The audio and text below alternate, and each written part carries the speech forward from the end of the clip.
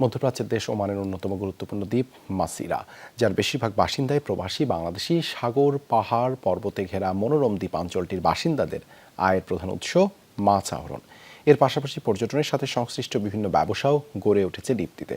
আর এসব বাণিজ্যিক কার্যক্রমের সাথে জড়িতদের বেশিরভাগই প্রবাসী বাংলাদেশি। বিস্তারিত ওমান থেকে সহকর্মী মোহাম্মদ রফিকুল্লাহর পাঠানো প্রতিবেদনে।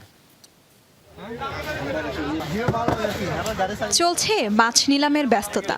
মধ্যপ্রাচ্যের দেশ ওমানের দ্বীপ মাসিরায় বসবাস প্রায় 14,000 বাসিন্দার, যাদের বেশিরভাগই বাংলাদেশি। এই মাছ বাজারের জেলে আর বিক্রেতাদের বড় অংশই প্রবাসী।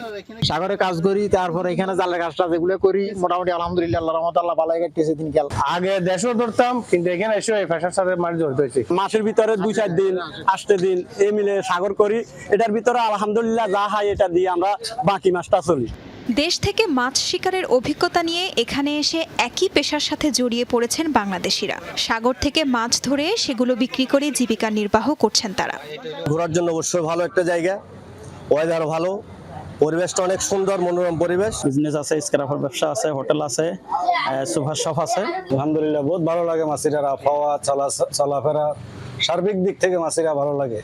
পাহাড় আর সাগর ঘেরা মাসিরা দ্বীপ জনপ্রিয় হয়ে উঠেছে পর্যটনের জন্য। গড়ে উঠেছে হোটেল, রেস্তোরাঁ। এসব ব্যবসার সাথেও জড়িয়েছেন বাংলাদেশিরা। রাস্তাঘাট আছে, সবকিছু এখন আলহামদুলিল্লাহ চারিদিকে রাস্তাঘাট এখন ওপেন। এরপরে ব্যবসা বাণিজ্য ওই সময় শুধু 2টা দোকান ছিল, আমরা যখন আসছি। একটা ছিল সুপার মার্কেট আর একটা ছিল আপনার ভেজিটেবল মানে সবজির দোকান। আজকে আলহামদুলিল্লাহ মসিরাতে মনে হয় 200-300-এর উপরে দোকান হবে। সম্প্রতি এই দ্বীপের অবকাঠামোগত উন্নয়নে নানা পদক্ষেপ নিয়েছে ওমান সরকার।